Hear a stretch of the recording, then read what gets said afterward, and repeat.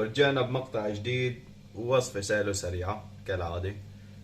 كل اللي رح نحتاجه كاستين مي، ظرف خميرة رح نفضيها، كاسين مي دافية، معلقتين سكر، ونحركهم. بعد ما ذوبناها هلا بنغطيها وبنعيفها لتتفاعل. هلا بنعيفها على جنب لتتفاعل. والطحين رح نحتاج 5 كاسات 250 ملي من هذول، ومعلقة ملح صغيرة، نحركهم سوا. وهلا تفاعلت عنا الخميرة وصارت جاهزة بنفضيها. بنفضي بيضة معها وكاسة لبن،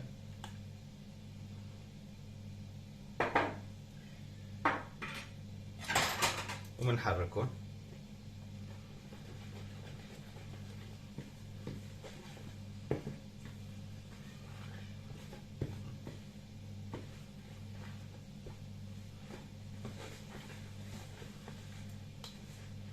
يلا نبلش بإيدنا.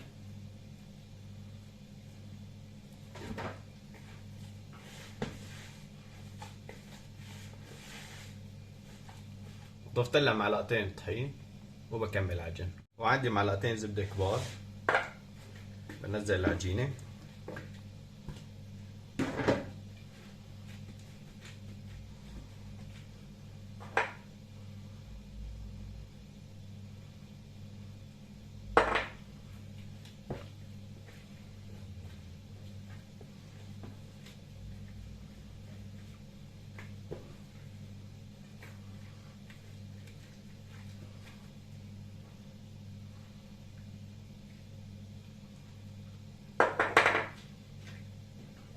وبنعجنه. ويا جماعة الخير هيك صارت تمام. بالعجن نعيف كاسة طحين جنبنا، بننزل عليها تدريجيا وبنعجنها. وهلا بنعيفها لترتاح، ونفضي زيت، ندهن الأحراف بهذا الشكل.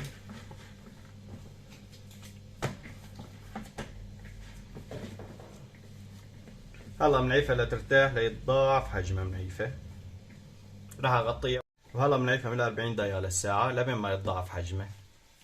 وعندي تلت قالب زبدة تقريبا، راح ادوبه واعيفه شوي ليبرد مشان نشتغل فيه. هيك يا اخوان ضاعف حجم العجينة، صارت تمام نحسن نشتغل فيها. شوفوا كيف طلعت.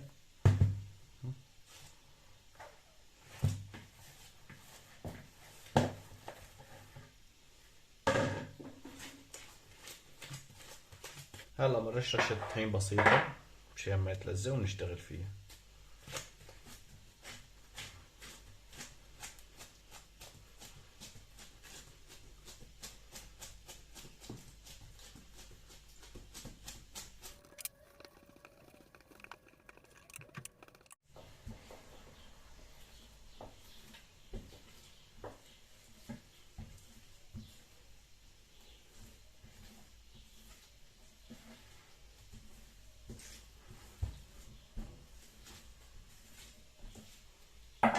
هيك لازم يكون حجمه. شوفوا يا جماعة الخير، لازم تطلع هيك معنا بهذا الشكل، بهالحجم هذا. وهلا بندهن عليها الزبدة كاملة.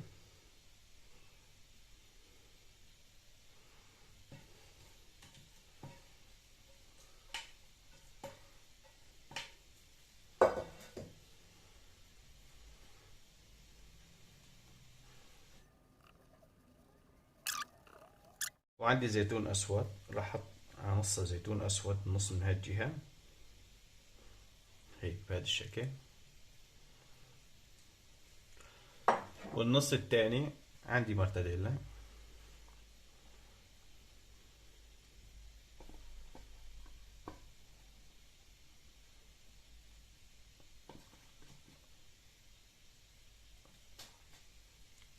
وهلا راح اسكر على بعضها هيك هالشكل. سكر الطرف الثاني.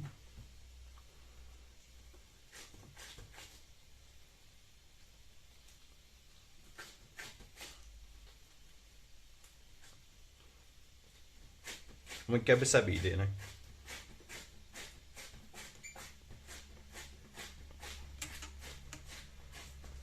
ونجيب سكينة أو أي شي نقطع فيه بهالشكل.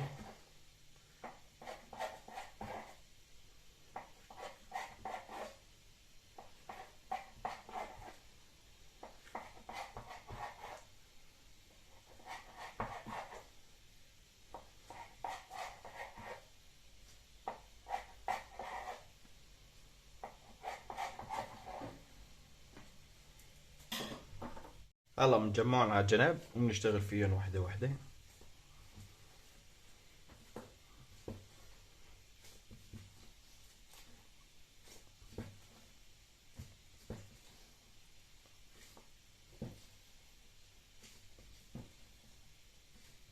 بنجيب أول وحدة بنمطها هيك مطة بسيطة شوي وبنلفها.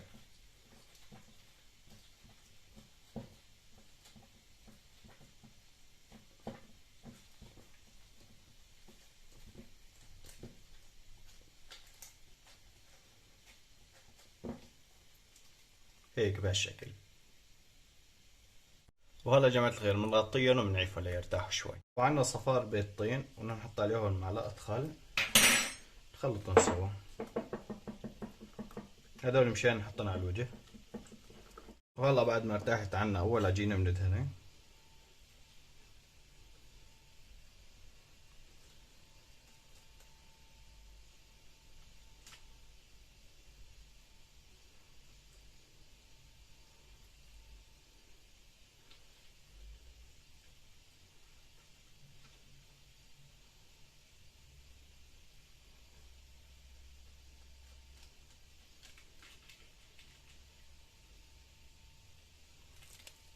في عندي حبة سمسم نخليهم شوي.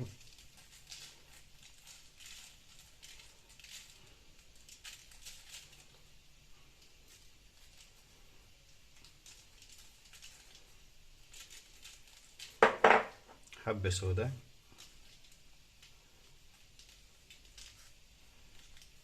وعندي الفرن شغال من مدة نص ساعة على حرارة 180.